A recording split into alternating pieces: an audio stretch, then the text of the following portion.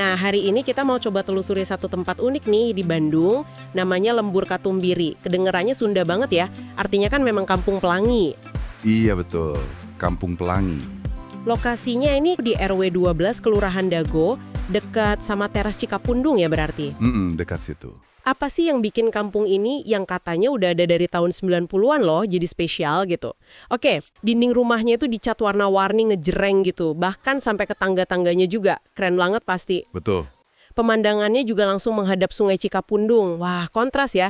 Di tengah kota yang padat gitu, ada pemandangan kayak gini. Iya, lokasinya kan di perbukitan Dago. Itu jadi emang strategis. Akses masuknya lewat Gang Bapak Ehom. Dan bener, kampung ini udah lumayan lama, dari era 90-an gitu. Tapi ya itu, warna-warni yang sekarang ini kayaknya ada cerita lebihnya nih. Nggak cuma sekedar cat. Kebayang sih jalan di sana, nyusurin gang, terus napakin tangga yang warna-warni gitu. Pasti seru ya. Udaranya sejuk di sana.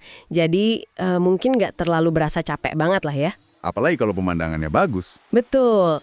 Nah, meskipun padat ya, katanya dihuni sekitar 300 kepala keluarga, rumahnya dempet-dempet gitu, kebersihannya loh katanya tetap terjaga. Nah, ini menarik. Justru di sini transformasi visualnya itu mulai kelihatan dampak luasnya ya. Jadi mural, terus warna-warni ini, ditambah lokasinya yang tinggi dengan view bagus, wah itu jadi magnet wisata di Bandung. Oh, jadi emang udah jadi tujuan wisata gitu ya? Ada manfaat ekonomi buat warga, terutama peluang usaha UMKM lokal jadi kebuka. Wah, keren dong kalau gitu. Ternyata daya tariknya nggak berhenti di cat sama pemandangan doang ya. Nah, itu dia. Ada juga inisiatif warga lainnya, kayak upaya konservasi ikan endemik di kolam-kolam kecil gitu katanya. Terus ada kegiatan urban farming, tahu kan? Yang nanam-nanam di lahan terbatas perkotaan itu. Iya, berkebun di kota. Bahkan ada pasar mingguan juga, jadi ini kayaknya lebih kompleks ya, nggak cuma sekedar kampung yang bagus buat foto-foto Instagram gitu. Benar sekali. Ini nunjukin adanya semacam ekosistem komunitas yang jalan bareng gitu. Mulai dari mempercantik lingkungan fisiknya, yang ternyata narik wisatawan. Ini nunjukin inisiatif komunitas yang jauh lebih dari sekedar polesan luar aja. Ada kesadaran buat bangun sesuatu yang berkelanjutan gitu. Jadi bukan cuma ngejar viral sesaat ya? Kayaknya begitu. Seni visual partisipatif tadi digabungin sama aspek lingkungan, lewat konservasi ikan sama urban farming itu. Terus aspek ekonomi dan sosialnya juga jalan. Jadi semua nyambung ya? Betul. Mereka gabungin semua elemen ini jadi kayak menciptakan semacam ketahanan komunitas gitu. Tapi dari bawah, dari warga sendiri. Lembur Katumbiri ini berarti lebih dari sekedar kampung wisata warna-warni biasa gitu ya? Jauh lebih dalam.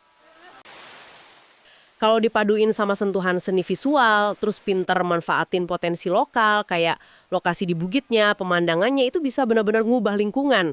Fisik iya, sosial ekonomi juga iya. Setuju. Dampaknya kelihatan kan sampai ke pemberdayaan ekonomi warga lewat UMKM tadi. Bahkan sampai ke urusan konservasi sama ketahanan pangan skala kecil ya, dengan adanya urban farming itu. Tepat. Terus lanjut lagi ke pengembangan potensi lokal. Kayak perikanan tadi, terus pertanian kota itu. Bisa mancing rangkaian kegiatan positif lain yang ujung-ujungnya memberdayakan warga. Lembur Katumbiri ini ternyata bukan cuma soal rumah warna-warni aja ya? Bukan cuma visualnya aja. Iya, ini contoh nyata gimana sentuhan visual itu bisa jadi pemicu gitu ya, geliat ekonomi lokal. Tapi juga dibarengin sama inisiatif komunitas yang lebih dalam kayak konservasi tadi, terus urban farming. Betul.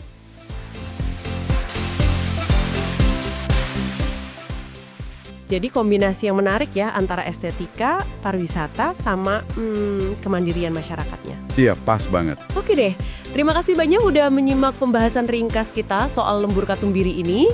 Sampai ketemu lagi di penelusuran kita berikutnya.